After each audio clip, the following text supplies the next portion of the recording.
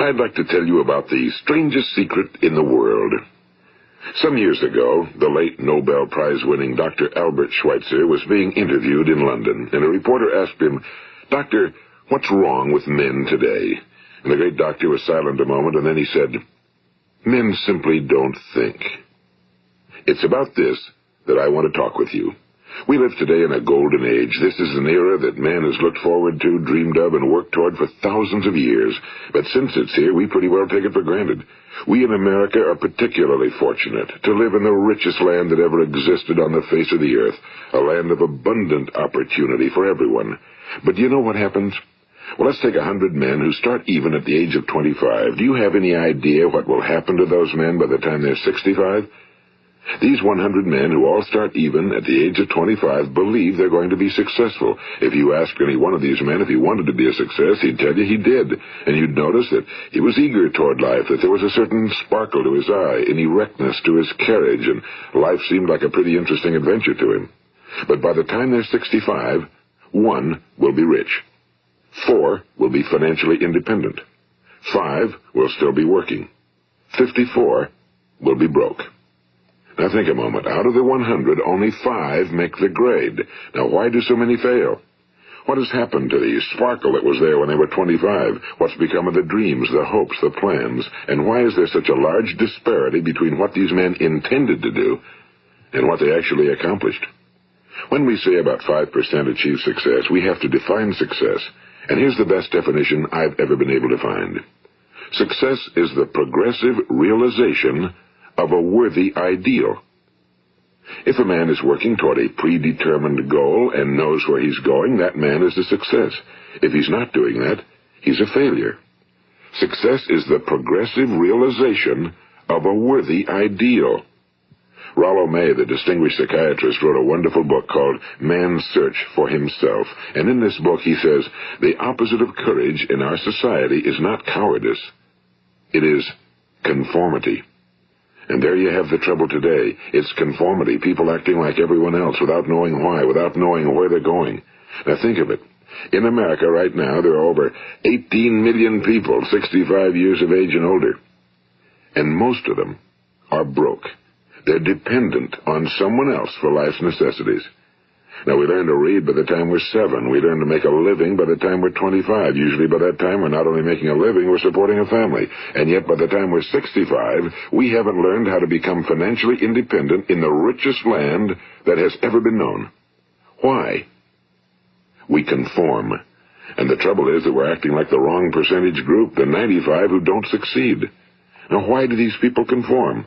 Well, they really don't know. These people believe that their lives are shaped by circumstances, by things that happen to them, by exterior forces. They're outer-directed people.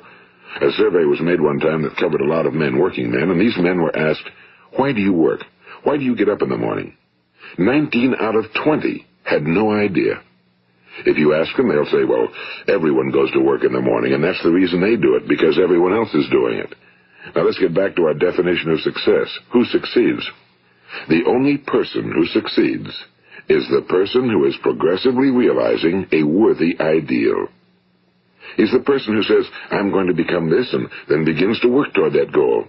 I'll tell you who the successful people are. A success is the school teacher who's teaching school because that's what he or she wants to do. The success is the woman who's a wife and mother because she wanted to become a wife and mother and is doing a good job of it. The success is the man who runs the corner gas station because that was his dream. That's what he wanted to do. The success is the successful salesman who wants to become a top-notch salesman and grow and build with his organization. A success is anyone who is doing deliberately a predetermined job because that's what he decided to do deliberately. But only 1 out of 20 does that. That's why today there isn't really any competition unless we make it for ourselves. Instead of competing, all we have to do is create. You know, for 20 years, I looked for the key which would determine what would happen to a human being. Was there a key I wanted to know which would make the future a promise that we could foretell to a large extent? Was there a key that would guarantee a person's becoming successful if he only knew about it and knew how to use it? Well, there is such a key, and I've found it. Have you ever wondered why so many men work so hard and honestly without ever achieving anything in particular, and others don't seem to work hard and yet seem to get everything? They seem to have the magic touch. You've heard them say that about someone. Everything he touches turns to gold. And have you ever noticed that a man who becomes successful tends to continue to become successful? And on the other hand, have you noticed how a man who's a failure tends to continue to fail? Well, it's because of goals. Some of us have goals, some don't. People with goals succeed because they know where they're going. It's that simple. Think of a ship leaving a harbor, and think of it with the complete voyage mapped out and planned. The captain and crew know exactly where it's going and how long it'll take. It has a definite goal. Now, 9,999 times out of 10,000, it will get to where it started out to get. Now, let's take another ship, just like the first, only let's not put a crew on it or a captain at the helm. Let's give it no aiming point, no goal, no destination. We just start the engines and let it go. I think you'll agree with me that if it gets out of the harbor at all, it will either sink or wind up on some deserted beach, a derelict. It can't go anyplace because it has no destination and no guidance, and it's the same with a human being. Take the salesman, for example. There's no other person in the world today with the future of a good salesman. Selling is the world's highest paid profession, if we're good at it and if we know where we're going. Every company needs top-notch salesmen, and they reward those men. The sky's the limit for them. But how many can you find? Someone once said the human race is fixed, not to prevent the strong from winning, but to prevent the weak from losing. The American economy today can be likened to a convoy in time of war. The entire economy is slowed down to protect its weakest link, just as the convoy had to go at the speed that would permit its slowest vessel to remain in formation.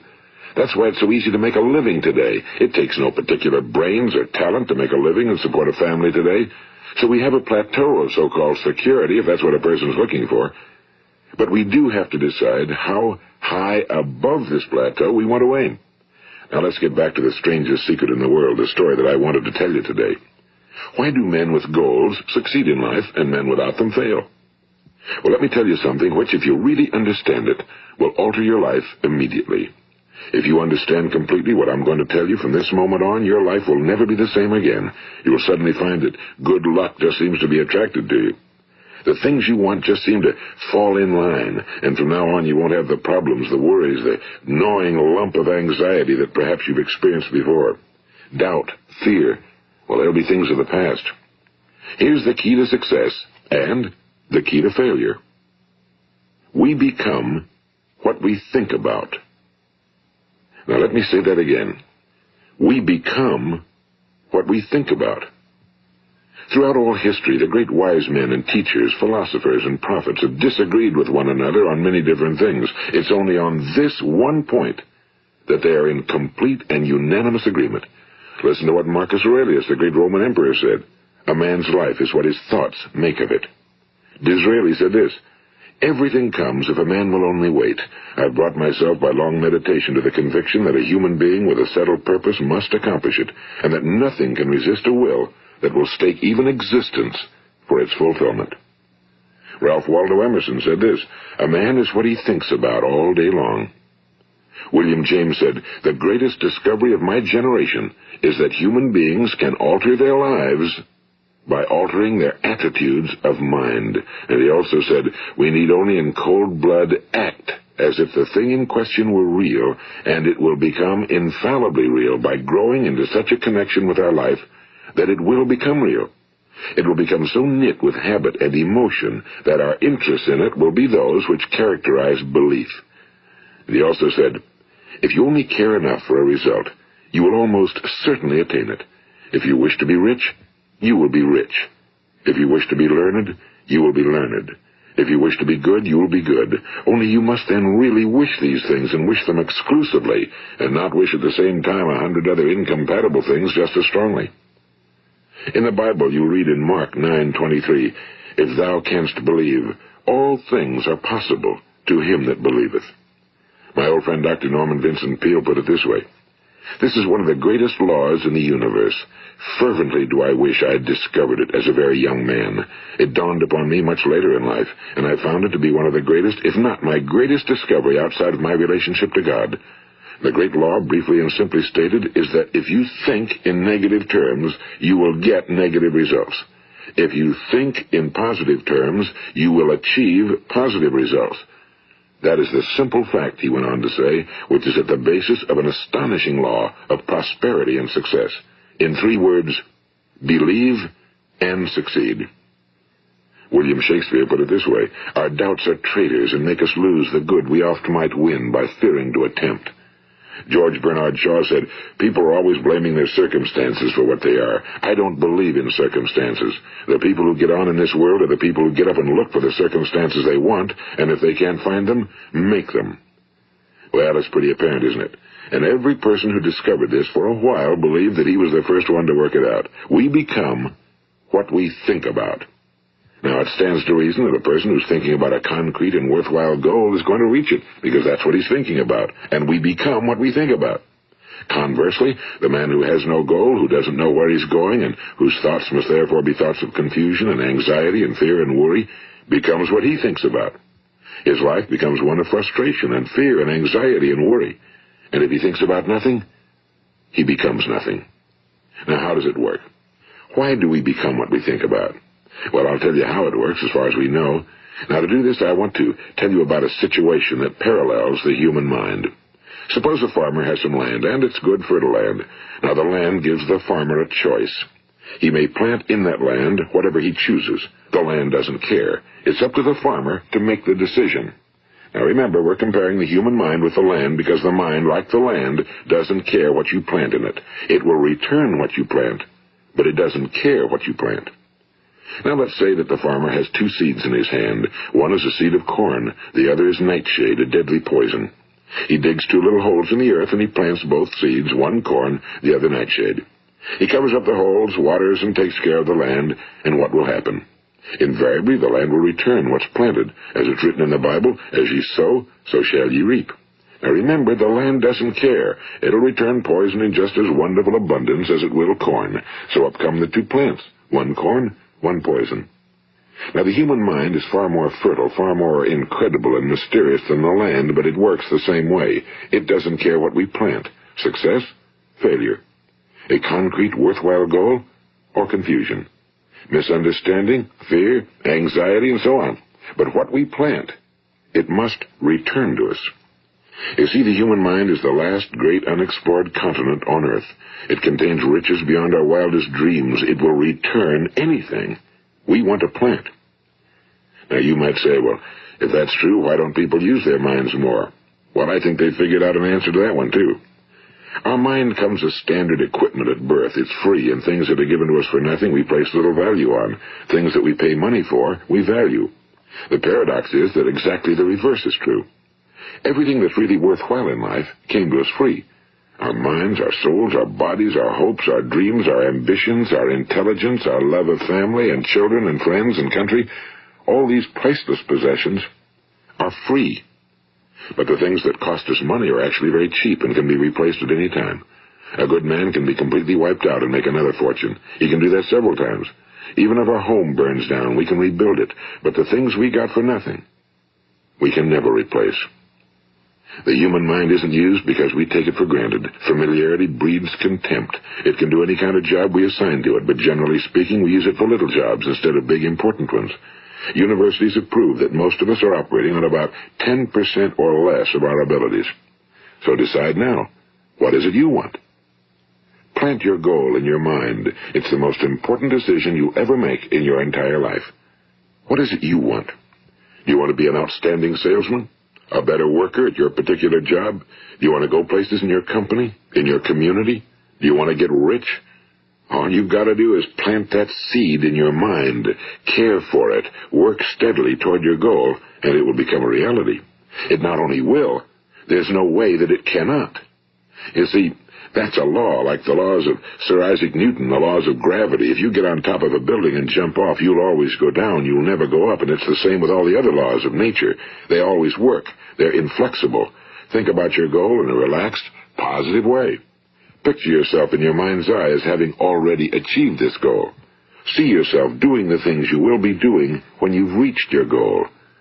Ours has been called the phenobarbital age, the age of ulcers and nervous breakdowns and tranquilizers, at a time when medical research has raised us to a new plateau of good health and longevity. Far too many of us worry ourselves into an early grave, trying to cope with things in our own little personal ways, without learning a few great laws that will take care of everything for us. These things we bring on ourselves through our habitual way of thinking.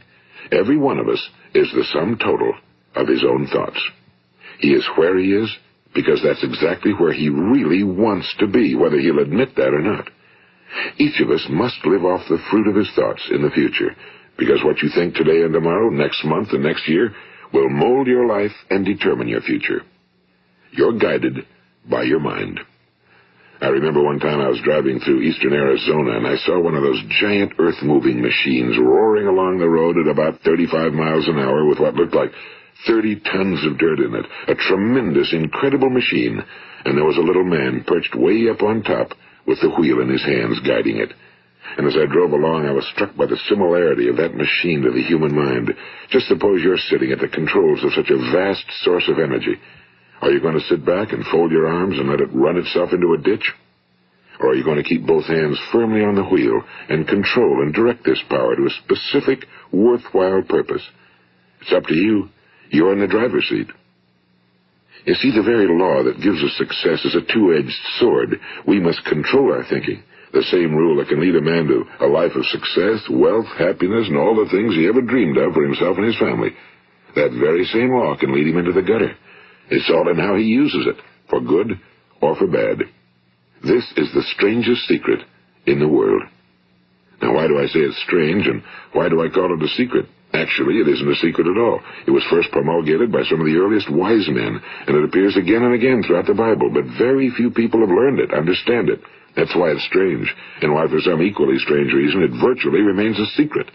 I believe that you could go out and walk down the main street of your town and ask one man after another what the secret of success is, and you probably wouldn't run into one man in a month who could tell you.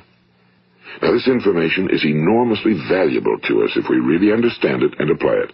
It's valuable to us not only for our own lives, but the lives of those around us, our families, employees, associates, and friends. Life should be an exciting adventure. It should never be a bore. A man should live fully, be alive. He should be glad to get out of bed in the morning. He should be doing a job he likes to do because he does it well. One time I heard Grove Patterson, the great late editor-in-chief of the Toledo Daily Blade, make a speech, and as he concluded his speech, he said something I've never forgotten. He said, "My years in the newspaper business have convinced me of several things. Among them, that people are basically good, and that we came from someplace, and we're going someplace. So we should make our time here an exciting adventure. The architect of the universe didn't build a stairway leading nowhere." And the greatest teacher of all, the carpenter from the plains of Galilee, gave us the secret time and time again.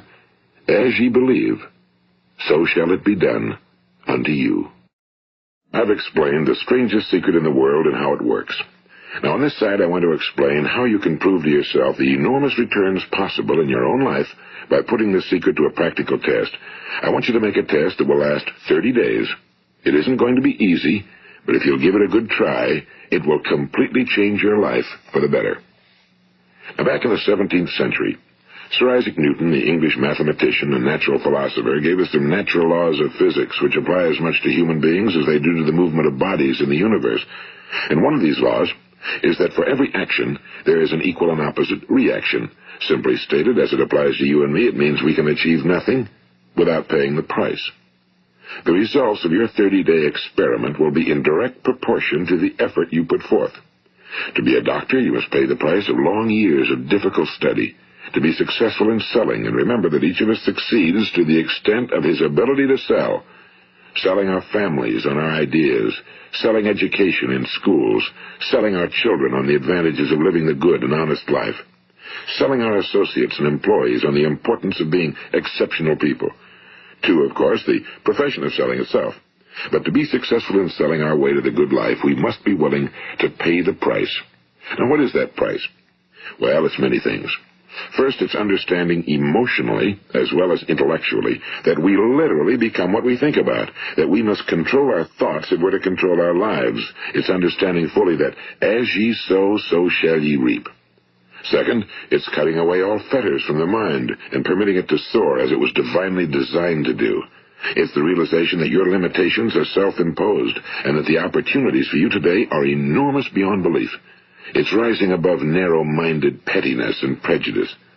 And third, it's using all your courage to force yourself to think positively on your own problem, to set a definite and clearly defined goal for yourself, to let your marvelous mind think about your goal from all possible angles, to let your imagination speculate freely upon many different possible solutions, to refuse to believe that there are any circumstances sufficiently strong to defeat you in the accomplishment of your purpose, to act promptly and decisively when your course is clear, and to keep constantly aware of the fact that you are, at this moment, standing in the middle of your own acres of diamonds, as Russell Conwell used to point out.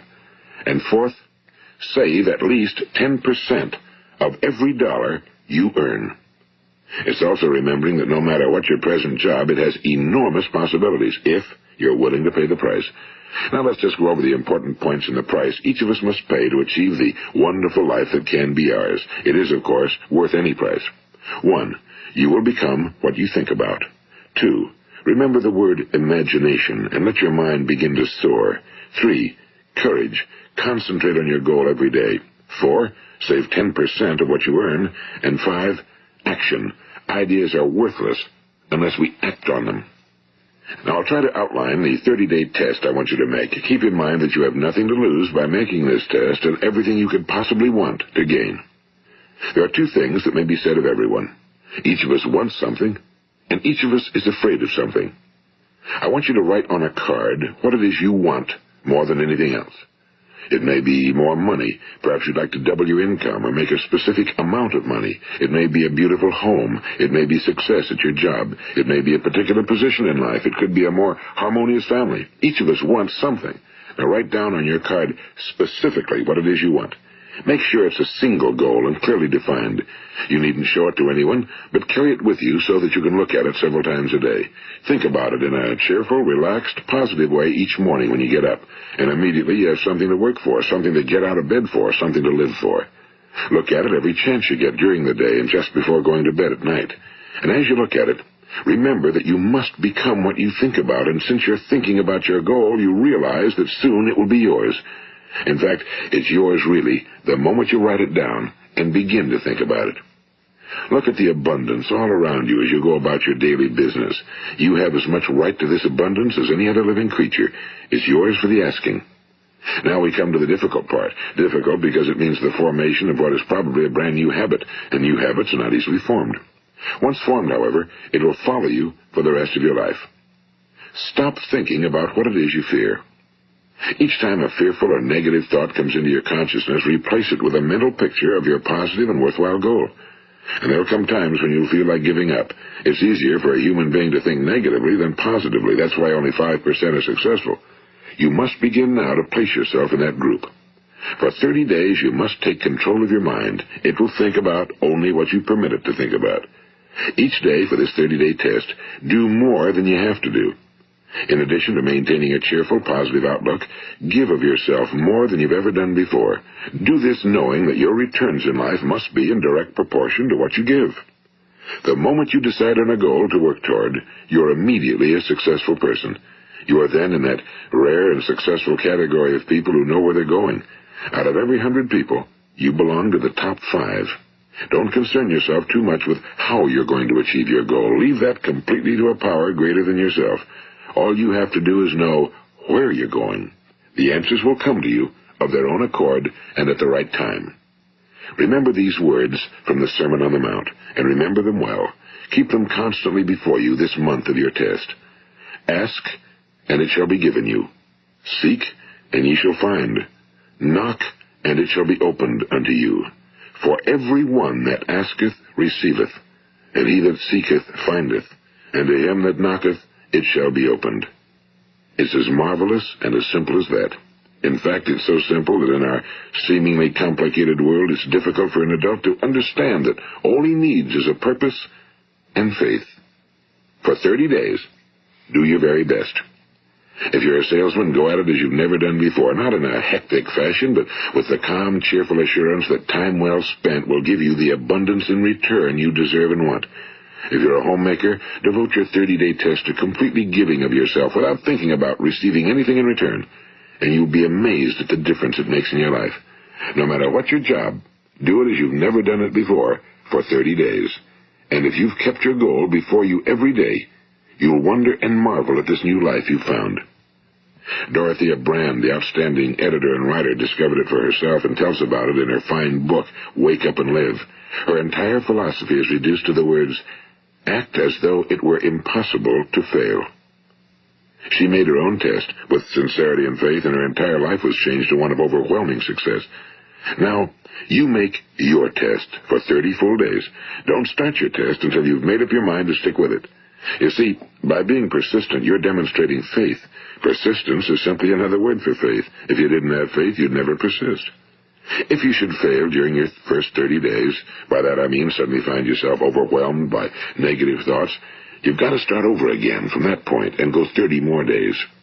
Gradually, your new habit will form until you find yourself one of that wonderful minority to whom virtually nothing is impossible. And don't forget the card. It's vitally important as you begin this new way of living. On one side of the card, write your goal, whatever it may be. On the other side, write the words we've quoted from the Sermon on the Mount. Ask, and it shall be given you. Seek, and ye shall find. Knock, and it shall be opened unto you. Nothing great was ever accomplished without inspiration. See that during these crucial first 30 days, your own inspiration is kept at a peak. And above all, don't worry. Worry brings fear, and fear is crippling. The only thing that can cause you to worry during your test is trying to do it all yourself. Know that all you have to do is hold your goal before you. Everything else will take care of itself. Remember also to keep calm and cheerful. Don't let petty things annoy you and get you off course. Now, since making this test is difficult, some will say, why should I bother? Well, look at the alternative. No one wants to be a failure. No one really wants to be a mediocre individual. No one wants a life constantly filled with worry and fear and frustration. Therefore, remember that you must reap that which you sow. If you sow negative thoughts, your life will be filled with negative things. If you sow positive thoughts, your life will be cheerful, successful, and positive. Now, gradually, you will have a tendency to forget what you've heard on this recording. Play it often. Keep reminding yourself of what you must do to form this new habit. Gather your whole family around at regular intervals and listen to what's been said here. You know, most men will tell you that they want to make money without understanding the law. The only people who make money work in a mint. The rest of us must earn money. This is what causes those who keep looking for something for nothing or a free ride to fail in life. The only way to earn money is by providing people with services or products which are needed and useful. We exchange our time and our product or service for the other man's money. Therefore, the law is that our financial return will be in direct proportion to our service. Now, success is not the result of making money. Making money is the result of success, and success is in direct proportion to our service. Most people have this law backwards. They believe that you're successful if you earn a lot of money. The truth is that you can only earn money after you're successful. It's like the story of the man who sat in front of the stove and said to it, "Give me heat, and then I'll add the wood." How many men and women do you know, or do you suppose there are today, who take the same attitude toward life? There are millions. We've got to put the fuel in before we can expect heat. Likewise, we've got to be of service first before we can expect money. Don't concern yourself with the money. Be of service, build, work, dream, create. Do this, and you'll find there's no limit to the prosperity and abundance that will come to you. Prosperity, you know, is founded upon a law of mutual exchange. Any person who contributes to prosperity must prosper in turn himself. Sometimes the return will not come from those you serve, but it must come to you from someplace, because that's the law. For every action, there is an equal and opposite reaction. As you go daily through your 30-day test period, remember that your success will always be measured by the quality and quantity of service you render, and money is a yardstick for measuring this service. No man can get rich himself unless he enriches others. Now, there are no exceptions to a law. You can drive down any street in America and from your car estimate the service that's being rendered by the people living on that street. Had you ever thought of this yardstick before? It's interesting. Some, like ministers and priests and other devoted people, measure their returns in the realm of the spiritual, but again, their returns are equal to their service. Once this law is fully understood, any thinking person can tell his own fortune. If he wants more, he must be of more service to those from whom he receives his return. If he wants less, he has only to reduce his service. This is the price you must pay for what you want. If you believe you can enrich yourself by deluding others, you can end only by deluding yourself. It may take some time, but just as surely as you breathe, you'll get back what you put out. Don't ever make the mistake of thinking you can avert this. It's impossible. The prisons and the streets where the lonely walk are filled with people who tried to make new laws just for themselves. We may avoid the laws of man for a while, but there are greater laws that cannot be broken. An outstanding medical doctor recently pointed out 6 steps that will help you realize success. 1. Set yourself a definite goal. 2. Quit running yourself down. 3. Stop thinking of all the reasons why you cannot be successful and instead think of all the reasons why you can. 4. Trace your attitudes back through your childhood and try to discover where you first got the idea you couldn't be successful, if that's the way you've been thinking. 5. Change the image you have of yourself by writing out a description of the person you would like to be. And 6. Act the part of the successful person you have decided to become. The doctor who wrote those words is a noted West Coast psychiatrist, Dr. David Harold Fink. Do what the experts since the dawn of recorded history have told you must do. Pay the price by becoming the person you want to become. It's not nearly as difficult as living unsuccessfully. Make your 30-day test, then repeat it again, and each time it will become more a part of you until you'll wonder how you could ever have lived any other way. Live this new way, and the floodgates of abundance will open and pour over you more riches than you may have dreamed existed. Money? Yes, lots of it. But what's more important, you'll have peace. You'll be in that wonderful minority who lead calm, cheerful, successful lives. Start today. You have nothing to lose, but you have a whole life to win. This is Earl Nightingale, and thank you.